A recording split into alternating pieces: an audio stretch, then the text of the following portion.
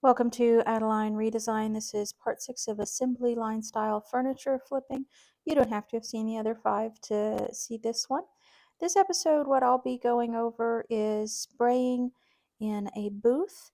I have 2 nightstands that I'll be spraying white, and then I have 2 others that are white that I'll be doing a faux finish on the top of. The faux finish had started with a layer of concrete and then painted white. These are, by the way, political yard signs that I have. Well, they never were very political. They just have jokers and kings and queens on them. But I am repurposing them to put them at the bottom of my paint tent so that the paint that drips down will drip onto them and I can replace them later on. This episode, 4 nightstands, all white. The tops of 2 will have specific faux finishes, and I'll be using a spray gun. It's going to create some issues, and so there's going to be a spray and roll method, as you may have seen me do if you've been watching others of these videos. What my intention with assembly line style furniture flipping has been is to flip as many pieces of furniture at once, doing as possible. So each step of the way, I'm trying to incorporate as many of the pieces as makes logistical sense. At this point, on the 4 pair of side tables that I've been working on, it's getting to a place where it makes more sense for me to be painting 2 at a time. When I was cleaning them all, that was one thing, and when I was repairing them all, that was another.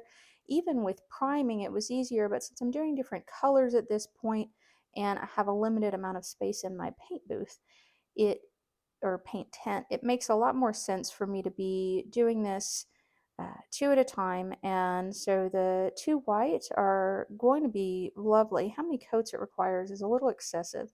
It took approximately 5 in total, and the way that it's spraying on is a little odd. So I'm going to be using a roller to make sure that the finish I end up with is acceptable. And while it will be, it's not my favorite of the pairs so far because the foam pad, or foam roller rather, as it sat in the paint for an extended period of time, it started disintegrating, and I would reuse it. Those little disintegrated pieces kept getting into my finish. It took me a while to figure out what was going on. I thought maybe I had a fan kicking up some kind of schmutz into it, but it was just that these foam rollers cannot do a roll on a coat and then be put in the fridge for an hour and then be brought back out. They are disintegrating, as I said, and the little bits of it are coming off into the finish. The final look on what I end up with is actually going to be pretty good, but for what a hassle it was, man, I don't know how much it was worth it, but they really will look pretty lovely at the end of this.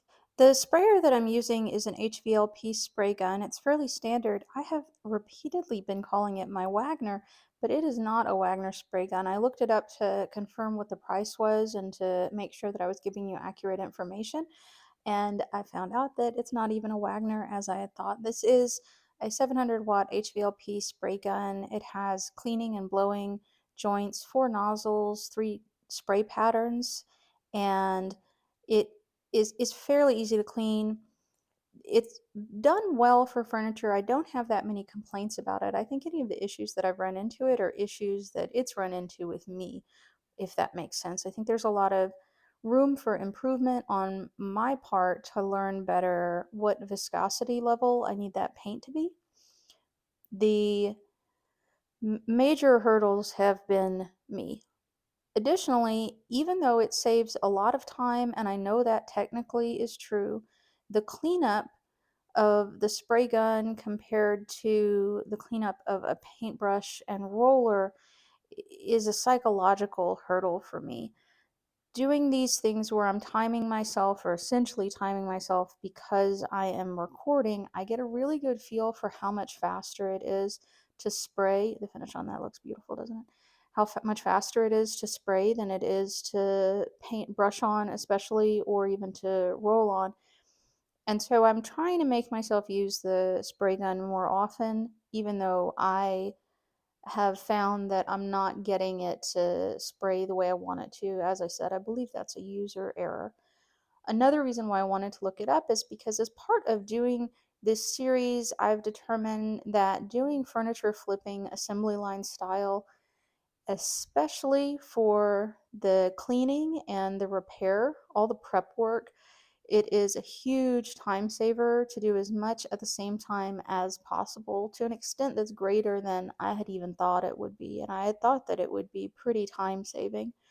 But it saves so much time to do all of these things back to back to back that I have been focused more on learning in a real way to use my sprayer better and more consistently, because the cleanup on the front end and the prep on the cleanup on the back end and the prep on the front end feel like they take a lot more time. And the thing is that they do take more time than just opening a can and putting a brush in it. But how much more time is saved in applying the paint is pretty extraordinary. And if I'm painting multiple pieces at once, the time saved becomes even more extraordinary. So, to that end, I have determined that the next assembly line style furniture flipping group of pieces that I'm going to be working on will be done using a sprayer, but instead of using the paint sprayer, this is Vonforn is the company, Vonforn. As I said, I don't take issue with it, it takes issue with me. Instead of using the Vonforn, which is about $60, I'm using a Magnum Project Painter Plus, a true airless sprayer. They say it's about as large of a sprayer as you can get for as big of a project as you can get before you're going into professional grade um, paint sprayers and before you need to have compressed air. This airless sprayer that is the Magnum Project Painter Plus is a big deal, and it cost about 5 times as much. So I wouldn't recommend, if you just started, that you go out and get yourself a Magnum Project Painter Plus, because it is about $250, $300 approximately. I haven't used it yet. I imagine there's going to be a lot of learning, just like there has been with the Von Forn HVLP spray gun. But how much coverage it appears capable of, and how much easier actually it looks like it may be to clean than the HVLP spray gun, is very reassuring to me. The screen that it uses, you don't have to filter the paint out in advance. It has a tube that sucks the paint into it, and at the bottom of that tube is a screen. So as it sucks paint into it directly from the paint can, if you like, it is filtering it at that point.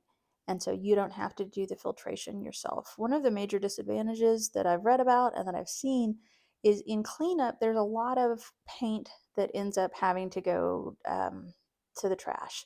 Except I think there's a way where I can spare myself the loss of most of that paint. In smaller projects, especially, that kind of loss would be pretty extreme. But if you're doing a paint job or a stain job of all of your fences, or a paint job of an entire room, or maybe even the whole house, this kind of project painter may be for you. I would not recommend that anybody just go get it that has started flipping furniture and likes it. The benefit to me, I hope, is that it's going to save even more time.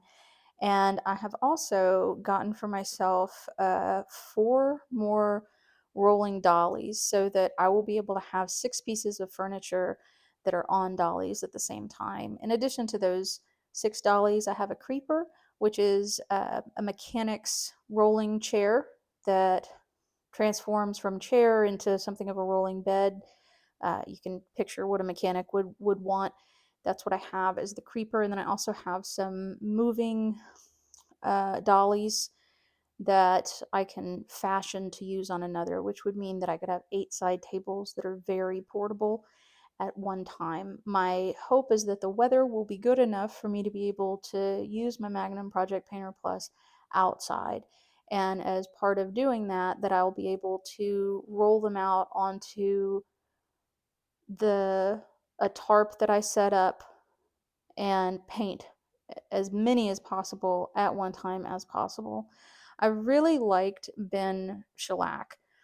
Using it and comparing it to the 123 and reading more about it and seeing other comparisons and side by sides, there doesn't seem to be a lot of competition with Ben shellac and any other primer that I've seen used so far. Possible exceptions would be oil-based primers. But the Ben shellac primer really appears to be what we've figured out works. It explains why it's available in all the big box stores. It explains why so many people that you see prepping furniture are prepping with Ben shellac primer. It's not always necessary that you use a shellac-based primer, but it works so well that I understand completely why so many furniture refinishers or furniture flippers use it as their standard, whether they need it for that case or not. And I expect that I'm going to continue doing that as well. However, part of my concern is that you can't really spray it on, I tell myself, because the cleanup is going to be a big hassle. However, I've seen it done in others, and I want to try to do that for myself as well. After this major assembly line of nightstands is complete, and this will be 4 pair. This viewing here is the finishing of the second pair and getting close to the end on the third pair. But after I finish this group of nightstands that I'll be flipping is when I intend to go to the Magnum Project Painter Plus for my painting of the pieces. But I also plan to keep the HVLP sprayer in use only with Ben shellac-based primer. We are going to get to see whether or not I ruin that poor little HVLP. And if I do, that's okay. But if I don't, and I figure out how to clean it in a way that's effective enough to continue with the use of Ben shellac-based primer in a sprayer, I think that I will have found something really great for me. I've seen others do it. I think it can be, I know it can be done because I've seen others do it, but I do doubt my personal abilities and my patience with these air sprayers or these paint sprayers. The one I'm getting is airless, or have now but haven't opened, is airless. It's frustrating for me to see how impatient I am with something that is so clearly for my benefit. The technique that I'll be using on this piece, I've already laid down a layer of concrete in the form of Henry feather finish. If you've seen countertops in kitchens or bathrooms covered in a skim coat of concrete and then polished, then you are fairly familiar with what I'm talking about. What I've done is I've painted it white, and I'm going back over it with something of a peach color that makes it look a little bit stucco. Then I will wipe it back, and the final look is quite lovely. The Henry feather finish is incredibly durable. They're nearly indestructible at this point, and I had put a mesh tape around the parts where they dipped down because it had an inlay. It had trim around it, and then it had an inlay, and making sure that the concrete wouldn't be moved too much by that inlay required that I put a mesh tape around it. There are ways around doing that if you're willing to take on a little bit more risk. It's possible that what I'm doing with how I treat the Henry feather finish is a little excessive, but since I'm selling these pieces, I would rather that they last for longer than necessary than risk them not being high enough quality. The popularity of the color white or off-white in nightstands is understandable. How stark it looks is interesting. How well white goes with other things is obvious enough. This will be the second one that I'm doing so that I have a matching pair. But one of the major issues with white paints or off-white paints is the coverage that they get is so much less than black. In these pieces, I've been doing black and white, and I've used the same paint. They're both Rust-Oleum door and trim finish, though I did start with a different Rust-Oleum Painter's Touch in white. The number of layers necessary to get complete coverage in white, I believe, is 5 layers after one of primer. And for the black paint, however, it's more like 3 is necessary before I get full coverage. So that's a lot more work that has to go into the white paint. In order to try to figure out how to get around some of that, I, of course, went to the internet and learned a great deal about titanium white. Titanium white is from titanium dioxide. It's a odorless inorganic compound, and it's used in a lot of things. We use it cosmetics, foods, paints. That's where it's really something that's going to matter to me. It's derived from a naturally occurring ore.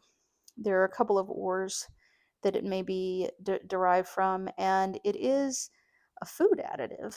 And it can be used at certain levels. You can't just feed someone titanium dioxide. But in paint, where it has great use is it can make light color paints more opaque. Adding titanium white to paint can increase the pigment concentration without significantly altering the hue of any color that you use. So you can put titanium white into any light colored paint to increase the amount of pigment, and that amount of pigment will decrease how many coats you need for it to provide coverage. It is commonly used by artists, and only a small amount is necessary in order to increase opacity without making the color too pale. And no matter what, additional coats are going to be part of what you need. Titanium white is known for being very bright. It's known for being opaque and having a high tint strength. It's also considered neutral or warm white. It's affordable, has low toxicity. Like I said, you can eat it. Don't probably, but you can eat it. Good hiding powder. It can be used to lighten other colors or just to be a tint. It's usually titanium dioxide, titanium white, but it can also have other titanium compounds, among them zinc titanate, barium titanate, or potassium titanate. The production of it is kind of interesting, but I'm not going to go into too much about that, or the history, because I just don't have that much time. But it was something that I really looked into and read a great deal about, because I have hope that in addition of titanium white or titanium dioxide to my lighter color paints may help with the coverage. If I could increase the amount of coverage just a little, it would make painting with light colors so much more of a pleasure. And so I think it's something in my future that I'm going to want to do, is to add titanium dioxide to paints to see if they can help with the coverage, because 5 coats of white compared to 3 of black is not going to encourage me to use lighter colored paints. These lighter color paints also, here I'm using wood filler to fill where there are some cracks, which I believe was from water damage. These pieces are very stable. They're solid, they're good structurally, but there was water damage that I'm handling. In white paints or lighter colored paints, because light draws the eye, the imperfections in these tables are going to just bounce right back at anybody looking at them. And so when you're looking at a black matte finish, the mistakes are getting absorbed to an extent where you're just not seeing where there are small differences. That's not true with white. When painting with white, you're going to want the surface to be just about perfect in order for those imperfections not to be incredibly blatant. They're blatant on white or light colors in a way that they simply are not in darker colors. It makes it hard to want to paint in white, though I think the look of it is really nice, and I know that it can blend so well with many things. There's also a great market for it. And I can't forget that I need to pay attention to the market while I'm learning different things and creating things I love. I hope you join me on Assembly Line Style Furniture Flipping Part 7 after clicking like.